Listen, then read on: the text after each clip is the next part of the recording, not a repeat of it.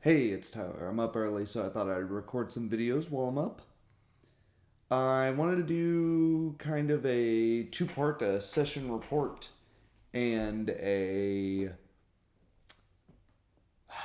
an idea that is often misunderstood, not very often talked about. It's sort of a one-line throwaway in most RPGs, which is uh, you need to trust your game master, you need to trust your dungeon master, or whoever is running it. But they often forget that trust goes both ways. Um, and I think a lot of players don't even trust their GMs in the first place. And that's how you lead to a lot of question asking and playing 21 questions to get to the I hope I better check this, I better check that way my DM doesn't spitefully throw me into a pit of lava for daring to not gain every single detail about this beautifully crafted sculpture that he will only show to me if I ask him questions about it directly. So I'm running a Pathfinder Gestalt campaign monthly for about a year now. I think we're on our 13th or 14th session of it. It's been on and off as people are busy and moving or whatever. Gestalt, if you don't know, is where you take two classes. You only roll once for hit points. You only take one bab. You take all of the better saves instead of combining them. But you get all of the class abilities of both classes. So if you thought regular Pathfinder First Edition wasn't crunchy enough for you, this is a way to make it even crunchier. It's also pretty experienced. All of the players have been playing in my long-running weekly Pathfinder campaign, so they have a lot under their belt. But it is still, I would say, in a four, no, more like a 3 hour session. There was about 2.5 hours of role play, um, and 30 minutes of these mechanics are kind of tricky. I need some help here, which I'm fine with. I'm more than okay with that, right? Um, I think too many people get super defensive when guys like Shauna or Abraham are like, "That's not role play." And they're like, "No, I'm role playing. I'm role playing." It's like I have no problem saying, "No, my group doesn't role play 100% of the time. That's fine." Uh, like to get it as close as possible, right? When the like two or three times that somebody asked a question, I tried to just move forward with it as a sort of like uh there's one where an orcish messenger came to them and was like, "You've been doing this is weird. You're outsiders in the orcish hold of Belkson, and you've been doing good by our chief. That's really strange for outsiders. He would like to meet you. Here's a mark that gives you safe passage through his territory." And one of the characters was like, "Does he have a bag?" And I was just like, Tyler, thought for a second, well, of course he's got a bag. He's a messenger. What do you mean? Instead, that you look him up and down and see that sure enough, he's got a messenger satchel on him. That way, I was sort of implying, oh, just tell me you're looking at him. You're looking to. I look at him to see if he's got a bag on him. He's playing a very weird, like neurotic character, obsessed with storing things on him. Not quite a kleptomaniac, but like a hoarder. He's playing the pack rat archetype. Go look at my video on archetypes for Pathfinder and why I love them. He's like taking it to the absolute extreme of like he must store things on his person to fulfill some that's his modus operandi. Fit stuff on him. He is basically with the adventuring party only for the goal to collect and carry their crap, which is pretty funny. Like the poor henchman in Dungeon Crawl Classics or an AD&D style dungeon crawl that is, he's fully there for it. He never complains about being, having all their heavy gear tossed on him. He's like, yep, take everything that's not nailed down, shove it in my bag. He's pulling a horse-drawn carriage by himself. But yeah, so there's that occasional question. There's the occasional, uh, and then like the entire rest of the session, they almost immediately corrected themselves when it became a problem. Uh, like I think it's because they are generally good role players and they want to do things in the moment. Because there's one point where one of my players goes, "Can I?" And he goes, "No, I've said that because I'm trying to think of I'm trying to do something weird with the mechanics and I'm trying to think of how I want to word what I'm trying to do." And it's like, "Oh, yeah, I get it. That's understandable." And there's this little break from the immersion, but we understand that the characters are sort of standing around, they're pausing, they're not in any immediate danger, they're thinking of how best to handle the situation. There was another interesting issue. The other parts of this 30 minutes out of character stuff, there was some. I made a really unfortunate accidental innuendo that just kept going. And most of the joking was in character, but we did have to spend a good 5-10 minutes of just laughing at how dumb the joke was, which it's a less serious campaign because we started it knowing that this is super crunchy. There's going to be a lot of gaminess in parts of it, and a lot of it is just let's crank Pathfinder First Edition. How much of a ridiculous character can you make in this game?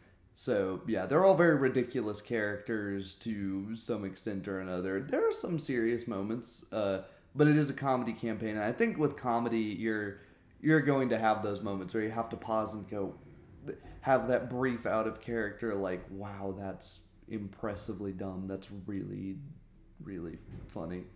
Um, yeah, and learn to laugh at things, not be a just because you want to be a role player doesn't mean you have to be this holistically, totally dry, brick wall, boring person that's just full seriousness all the time, unless that's what the campaign is about. If it's like a grimdark thing like Abraham's Quick and Classic series, then yeah, I wouldn't expect to have the 5 or 10 minutes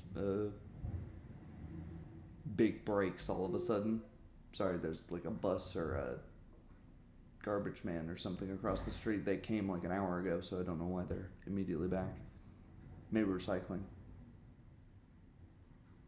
But another interesting thing of that like bit that wasn't roleplay, we took about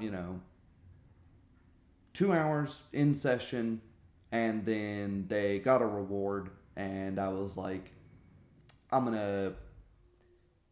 If it was towards the end of a session, I would have just ended the session and been like, you can pick the reward from here and there. But we're only 2 hours in when we usually are, if not playing for 4 hours, we're, at someone's house for 4 hours. And I was like, we've still got a ways to do stuff here. So let's take like a 30-minute break. You guys can just look at whatever items you want to buy for 3,000 gold, whatever this, and then we'll come back, get some snacks, get some drinks, come back from the break. Okay, now let's get back into it. And played for another hour or so. Then a couple of the interesting things that happened they weren't quite out of character. They were more a sort of inversion of something, which I haven't really noticed my players doing. Let me know if this has happened in your games, if you've noticed this. They started 22 engineering. I'm like, huh? I tried to see if this construct has any usable parts left on it that I could maybe sell for scrap. And I'm like, okay. And I was like, wait, it's fine. They role played after they rolled the die. In the moment, I thought, well, tell me what you're doing, and then roll the die, because this sort of rips me out of. All of a sudden, I'm immersed. I've laid out the situation. I'm immersed in my characters. You know, my players and their characters interacting with the world, and then I just hear like a robot throws a rock at me, and it's like, "You're not in a game, by the way. You're in a game, by the way. A number." And it's like, "Huh?" And then, whoop. Okay, we're back into role play. I was like, "Whoa!" It was just. I think maybe if I was expecting that. If that was normally the order in things in which things were done, it wouldn't have felt as jarring. It wouldn't have felt like that broke the immersion. But it did, because I'm normally expecting just the inverse. Literally change nothing about it. Just invert the. I look at this damaged construct to see if I can salvage anything for scrap. 22 engineering. Fine. Great. That doesn't, there's always a part of your brain that knows it's not real. A few parts of your brain, hopefully, that know it's not real, that you are playing a game. There's game aspects to support the role play. But yeah, I was like, weird. Don't, try not to do it that way. Maybe if you do have the expectation of that, though, it could lead to something interesting. You could wait, see how your role turns out, and then describe the scenario.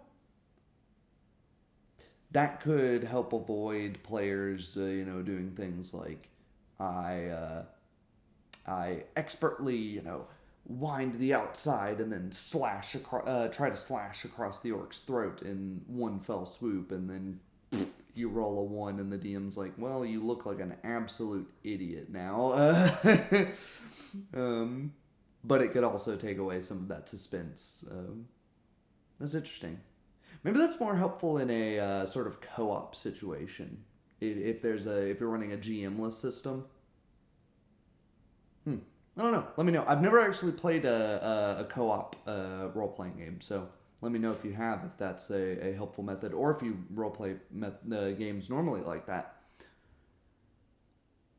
But yeah, I would say it was a great time. They accomplished quite a bit. There was no actual combat. There was plenty of opportunity for combat. They managed to navigate through these ancient dwarven ruins that this orc chief has taken over, and he's starting to realize that none of them really understand they just see a nice defensible position and take it, and they start digging into some of this ruin, and they're like, I'm not going to make this super public, but I realize we need outside help to investigate. If you the player characters are interested, I would be willing to pay you to handle this sort of thing and bring me back information.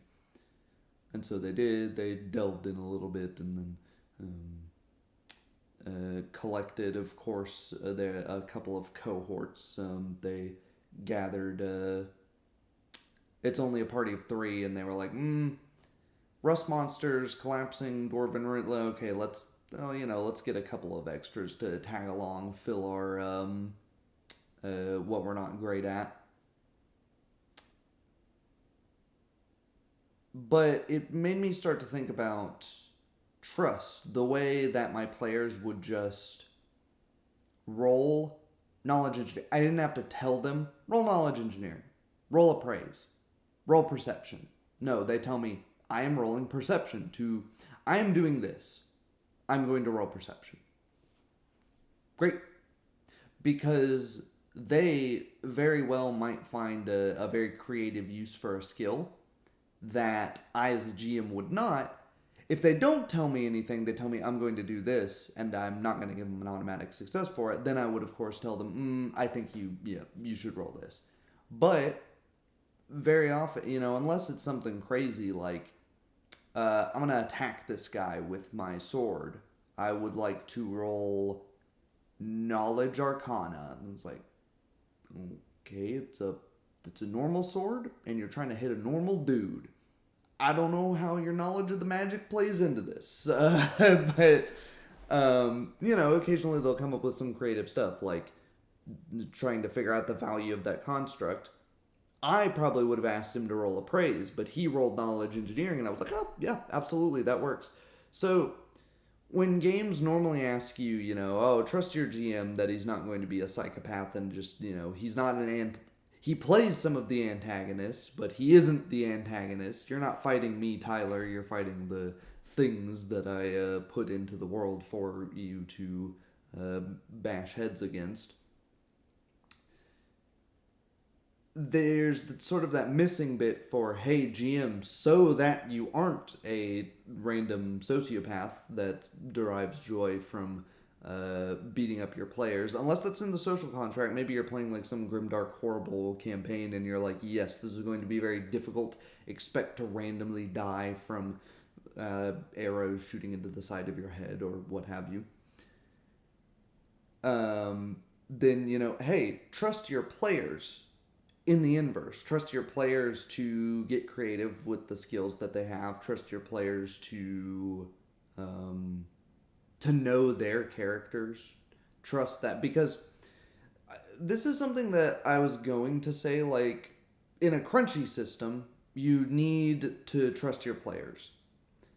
But I was talking with Shauner and Max and a few of the other guys on Shauner's channel live stream the other day, and we got into that conversation. I started saying, like, yeah, in a D20 system, like in a crunchy system like Pathfinder, you absolutely need to trust that your players know what their characters do. That way, you as a GM aren't constantly flipping back and trying to juggle, your NPC's character sheets, this monster stat block, this traps, disable device and perception check, and then go look over here. What's the value of this item? And then go look over here.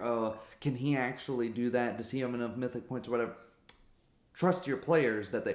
But then I started thinking about it. No, you need to trust your players in any system, because if they're going to cheat in a crunchy system, they're going to cheat in a more basic system anyways. So, and as long as what they're doing is logical, right? If my player seems like, a 24 seems a little high, and, we find out after the session he did the math wrong. He should have added 22. Oh well. You as the GM should know that it's like, yes, GM, I rolled a 45 to hit. You're level 3. How the hell did you roll a 45? You're doing something way wrong there. Or immediately, you have basic knowledge that you can tell when someone is just way getting a rule wrong or is intentionally trying to cheat. And if they're cheating in a very subtle way, then you probably will never find that out. Just, it's that's one of those things. If they're cheating in such a subtle way that it isn't ruining your immersion, ruining the role play, everyone at the table still having an enjoyable time of it, then I don't think you should have this like paranoid, what if he's adding 2 to all of his rolls? What if he's adding 2 to his AC when it shouldn't be that high? Oh no, and constantly like having this, I need to audit my players' character sheets at all times. Because just like your players shouldn't be trying to win the game, if you have a player that is trying to win the game, but he's not interrupting roleplay, or they're not interrupting roleplay when they're doing it, who cares, right? You as the GM also shouldn't be trying to prevent your players from winning the game, right? If winning the game is taking a backseat to the roleplay. Or at least it's not interrupting it. So, yeah, I think everyone at the table sort of needs to have trust, and that's an ongoing thought I'll expound upon in some of my RPG horror story videos that I plan on uploading soon. I keep putting those on, not quite on the back burner, but just forgetting about them, so let me know your thoughts. I hope you guys are having fun with your tabletop sessions, or just reading through tabletop books if you're not having any sessions right now. Yeah, let me know. You like Gestalt? You have ideas on the sort of social contract of a tabletop RPG, the trust swinging both ways? As always, I appreciate your comments and likes and subscribes and other search engine optimization button clicking. See ya.